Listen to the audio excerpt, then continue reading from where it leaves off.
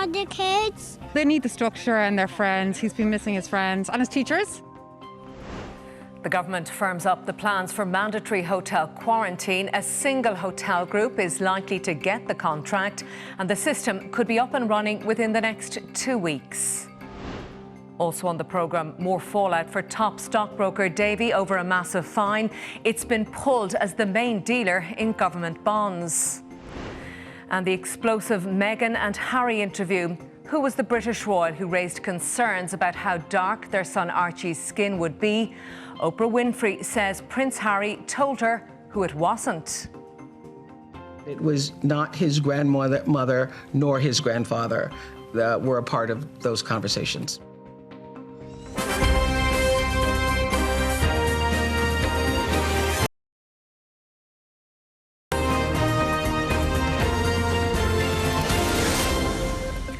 Good evening. The Department of Education has said the gradual phased reopening of schools is on course to proceed as planned. In a letter to school principals, it says the Department of Health and the HSE have reaffirmed the gradual reopening can proceed. Our news correspondent Richard Chambers has more on this, and this is obviously a significant move for parents and students right across the country. Richard. Very much so, Colette. The government effectively giving the green light to the next stage of the phased reopening of schools next Monday. The letter from the Department of Education sent to school principals across the country saying that the Department of Health and the HSE had reviewed the situation and they had decided that the next phase of the reopening of schools was safe to go ahead from next Monday. That means that all primary school students will be back in the classrooms from next Monday alongside fifth years at second level. So this is obviously a very significant move. It would, of course, increase greatly the amount of people moving across the country. In that letter to school principals, concerns were expressed and warnings were given about parents and groupings congregating at school gates. But for the moment, it does seem that this is going ahead and has the backing of public health officials. And separately, Richard, details firmed up today about mandatory hotel quarantining. Yes, the details on this are going to become clear in the next day or so. They will be brought to Cabinet tomorrow. They will be signed off. The contract with this single source provider, one-stop shop is how it's been described by ministers to provide this service. Now, this is going to be confirmed at Cabinet tomorrow. It could actually be up and running by next week, according to government sources. This is going to be a single hotel group, we understand. There could be a number of premises around Dublin City for this, catering for travellers from any of the 33 countries on the restricted travel list, or any other people who arrive in the country without proof of a not detected PCR COVID-19 test. Now, this one-stop shop provider will run the logistics of the system, which will cost around €2,000, we understand, for travellers arriving in for the length of their 14-day quarantine. Of course, if you do not adhere to this, you could be subject to a €4,000 fine. Once you do complete the quarantine, you will get a letter of completion from the provider. Simon Harris says this could all be up and running very shortly. I would expect mandatory hotel quarantine to commence in this country this month, the month of March. Obviously, the President signed the law yesterday, I believe. The Minister for Health indicated also yesterday that he hopes to be in a position to sign the contract, or to have signed on his behalf a contract for the service provision, which is the next big step in the coming days. I think it's important that we continue to move forward on this and try and build momentum around it now. Separately, Minister Simon Harris also defending the government's rollout of vaccines at this point. He did, however, say that the government shouldn't shut any doors on getting vaccines from outside the EMA programme. He did, of course, say that the Johnson & Johnson single-dose vaccine looks set to get EMA approval this week. He said, though, we shouldn't be shutting doors to getting vaccines from other sources, whether that be excess or surplus vaccines from the United Kingdom, for example, but very much defending the government's programme to date. Richard, thanks very much for that update. Well, around 100,000 children have been returning to preschool today as part of a phased reopening after lockdown. The full return isn't expected until the end of the month. Back to their friends. Approximately 100,000 preschool children returned to the classroom today. The students are entitled to 3 hours a day, 5 days a week for 2 years under the ECI scheme. That's the Early Childhood and Care Education scheme. The majority of the children returning today aged between 3 and 5 years old. I wanted to go back to school. Because of your friends, is it? Because of my friends. So what did you miss most? I miss them. I miss the other kids. They need the structure and their friends. He's been missing his friends and his teachers. He loves his teachers. Are you delighted to be back? Yeah. Delighted to be with their friends. It's really important for them, just for socialising and everything. So yeah, thrilled. Brilliant. Now I'm her grandmother, but yeah, she was dying to get back. A huge amount of preparation taking place over the past number of weeks ahead of today's reopening in facilities right across the country. We're using a pod system, which means all of the children are in their own little pod with their own group of carers. And it means then that we have to make sure that any area that's going to be used by 2 different pods is thoroughly clean before the next pod comes in. The reopening of schools will be monitored by the government and NPHET over the coming weeks, with a close eye being kept on any increase in the spread of the virus among the greater school community. Today is the next step in the phased reopening of the education sector, but childcare remains under level 5 restrictions, only available to children of essential workers or vulnerable children. We won't see a full reopening of the childcare sector until the 29th of the month. Aisling Nicostala, Virgin Media News. And there'll be more discussion on the vaccination programme and gradual reopenings after lockdown on The Tonight Show at 10 o'clock this evening here on Virgin Media 1. In other news, one of the country's top stockbroking firms has suffered another huge blow in the wake of last week's €4 million central bank fine over a contentious transaction in 2014. This afternoon, it also lost its status as the main dealer for Irish government bonds. Our economics correspondent Paul Colgan is here. So can you explain the significance then, Paul, of losing this role? Well, it's a big move by the State's Debt Management Agency, the NTMA. They have a list of what they call primary dealers, and Davy, up until this afternoon, had been one of 15 of those primary dealers. So it's a big contract, and there'd been much speculation about what the NTMA would do since the central bank published its report last week. So it put out a statement this afternoon, and the statement is fairly brutal. It was based on a number of things. It says it had studied the central bank report published last week, but also it had engaged with investors. So it had decided on the basis of this that Davy is no longer going to be a primary dealer. There was an auction due on Thursday. It's not going to take part. And the statement was fairly brutal. It said the behaviour described in the central bank findings fell substantially short of the standards expected from market counterparties, peers and colleagues in the bond market, and is potentially damaging to Ireland's reputation as a sovereign issuer. So that's the crucial phrase, potentially damaging to Ireland's reputation. Right. So it's hard to see how Davy can redeem itself in the short term. And this sort of statement, this sort of decision by the state has very big implications for the future of its business. All right, Paul, thanks very much for that update. Well, this evening's COVID figures have just been released by the Department of Health. Our reporter Zara King is there for us this evening. So, Zara, no deaths reported this evening, is that correct? Yes, Colette, tonight we're reporting no further deaths, and in terms of new cases, we're seeing 437 new confirmed cases. Looking at a breakdown of those, we can see 184 in Dublin, 31 new cases in Limerick, 26 in Donegal, 20 in Galway, 18 in Offaly, with the remaining 158 cases spread across all other counties.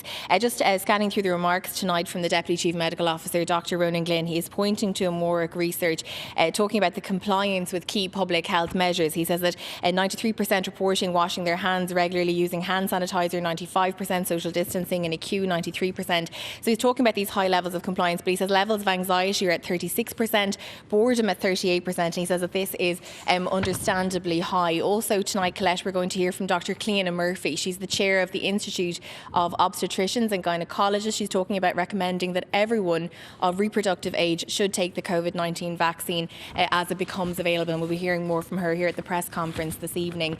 Let's just take a look at the situation in hospitals across the country tonight. We can see there are 418 COVID patients in hospital this evening, of which 103 are in the intensive care unit. So just to recap, no further deaths, 437 new confirmed cases. Zara, thanks very much for that update.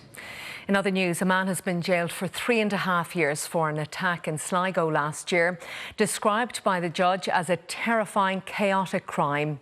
One of the victims, whose life was threatened, says she is still crippled with fear. It was a 20-minute ordeal which began at a house in the Glencarrick estate in Sligo on the 18th of January last year. The court heard that 2 men burst into the house in the middle of the night carrying a large kitchen carving knife and a Stanley blade. 4 young people in their 20s were there at the time. A woman was knocked to the ground and threatened she would be killed, while a knife was also held to the throat of a man who was in bed. 25-year-old John McDonough from Brookfield, Ballinode, pleaded guilty to aggravated burglary, making a threat to kill and criminal damage to the house and a car. The father of 2 also pleaded guilty to the burglary of another house on the same day, unauthorised taking of a car and threatening to kill an 18-year-old man who was in the house at the time.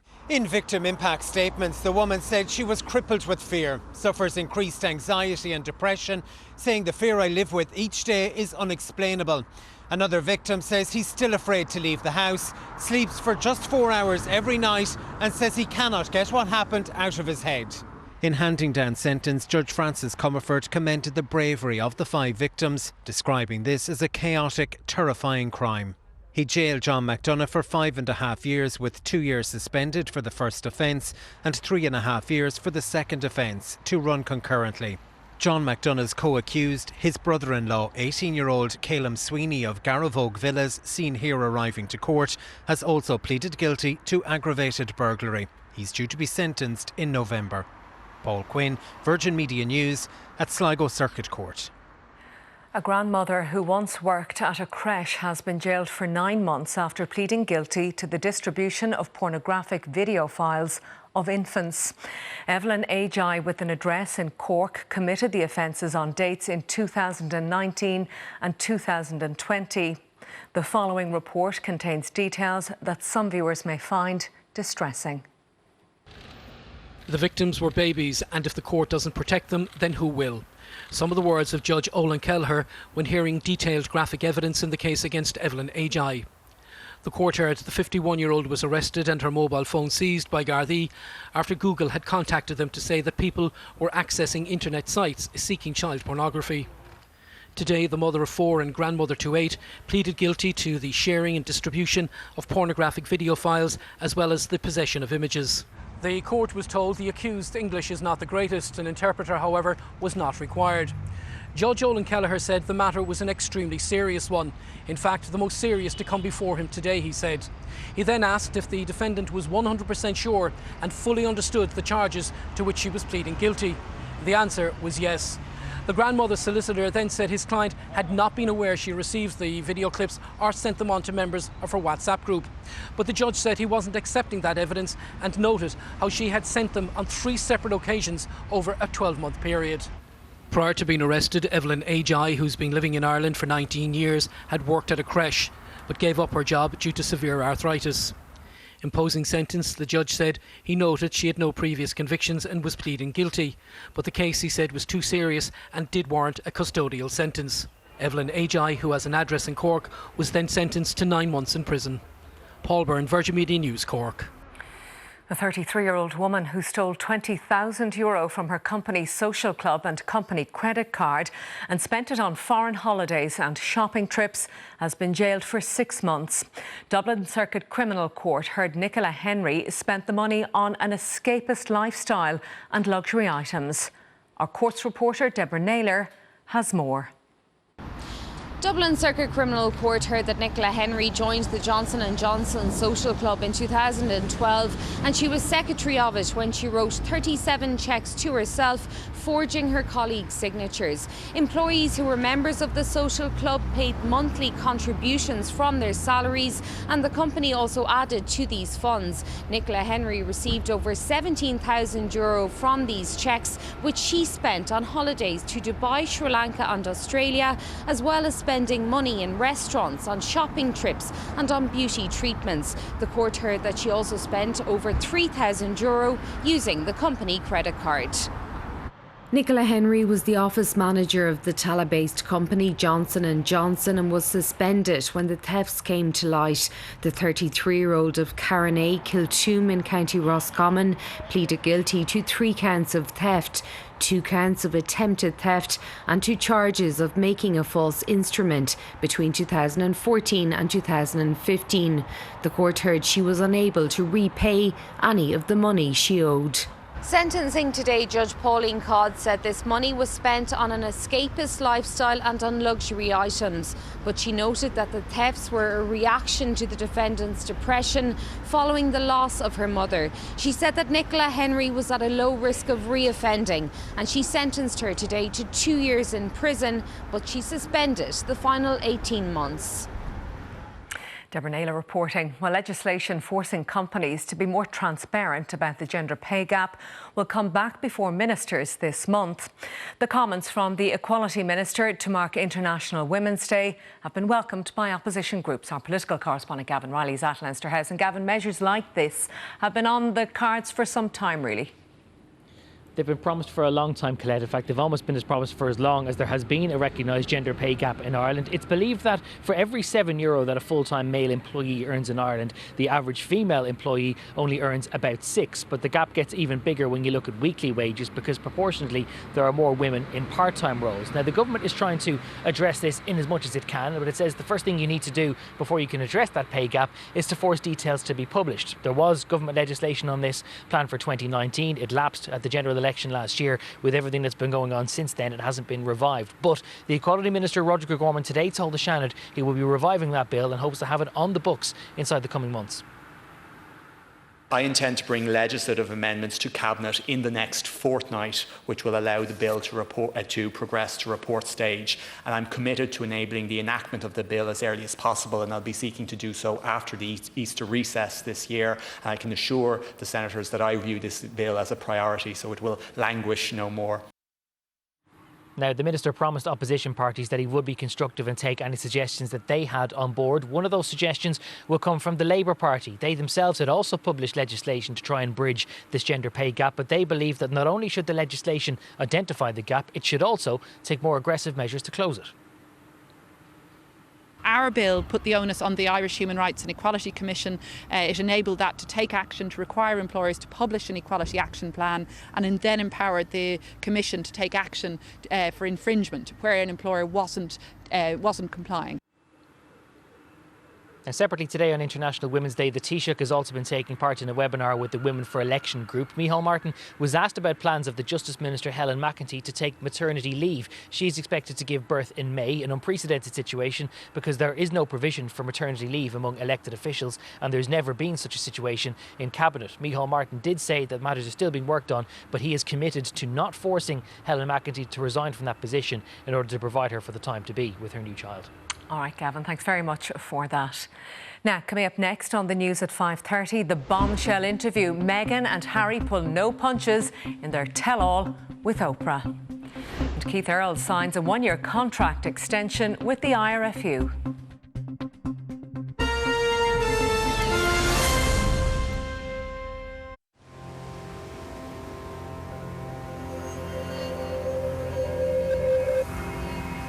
Are you sure it's safe? See you this afternoon. Always ask yourself the question. Are you sure it's safe? Electricity wires are always near, whether you can see them or not. Stay safe. Stay clear of electricity wires. Meet Mr. Green, the gentleman who gives you over 2,000 slots to explore, including legendary favourites like the Book of Dead. Enjoy responsible entertainment whilst experiencing an award-winning casino with Mr. Green.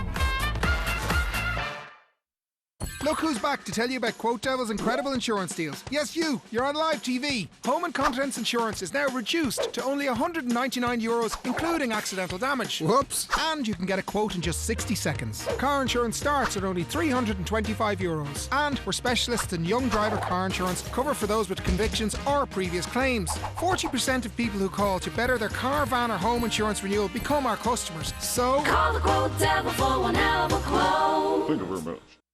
Each time you blink, think of Ruqaiya. Because for this little girl, each blink is torture. An infection called trachoma has turned her lashes inwards. Now each blink feels like thorns scratching her eyes. Each time you blink, think of Manaru. Because every blink makes his world darker, makes it harder to read, write, or even go to school. He's in so much pain, and he desperately needs help.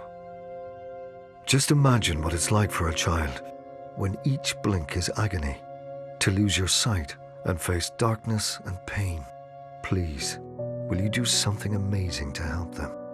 Just call free on 1-800-839-910 and give €5 a month to Sightsavers. When you do, you'll help children in remote regions get the medicines, surgery and care that can cure trachoma. You'll be giving them back their sight, their childhoods, their joy, their futures. But please don't wait. Call Sightsavers now on 1-800-839-910. Text BLINK3 to 51155 or go online and give just €5 a month. Because each blink is torture for children like Ruqaiya. They need you to help save them from a life of blindness and pain. Get the power to do more with Sky Broadband. From just €35 a month for 12 months. Experience Sky's best ever Wi-Fi with lightning fast speeds. Switch to Sky Broadband. Search Sky 35. Welcome to St. Patrick's Festival 2021. Streaming to Ireland and the world on stpatricksfestival.ie. With more than 100 events to enjoy. From music, film and performance to food, history, heritage and much more. So kick back, tune in and festival on.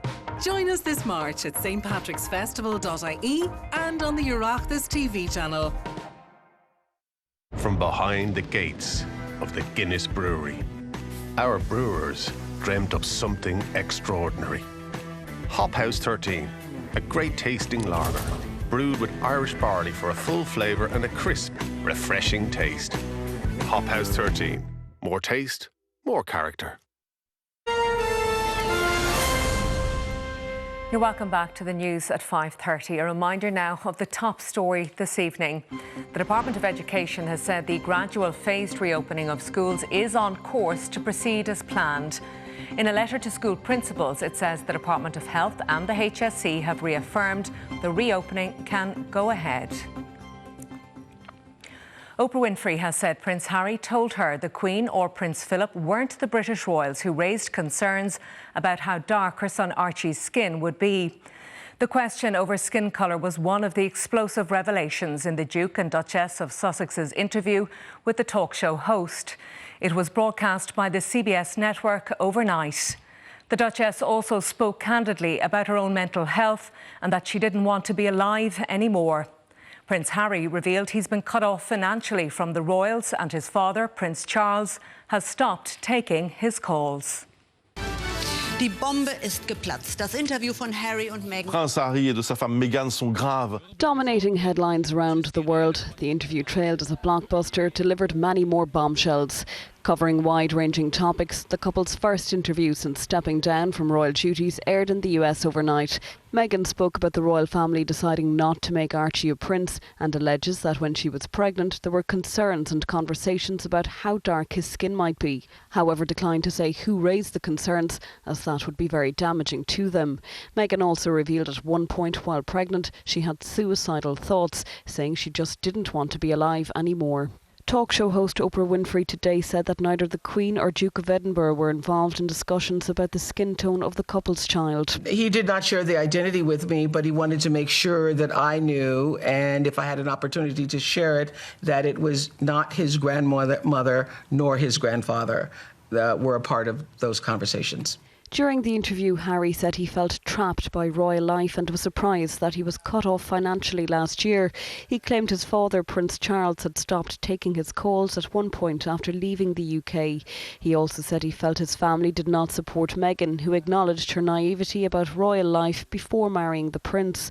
Harry said he wished his family had learned lessons from the experiences of his mother and that he could see history repeating itself with his wife. I just feel sorry for Harry a bit, because I think she's a bit of a control freak. I find it very helpful that both Harry and Meghan are talking about mental health. I don't know what she's complaining about, but if she was badly treated in here, she should have stayed here. We have enough problems in this world without people making more. It's unclear what public reaction, if any, the Queen and other members of the royal family will have. Aisling Roach, Virgin Media News. The trial of a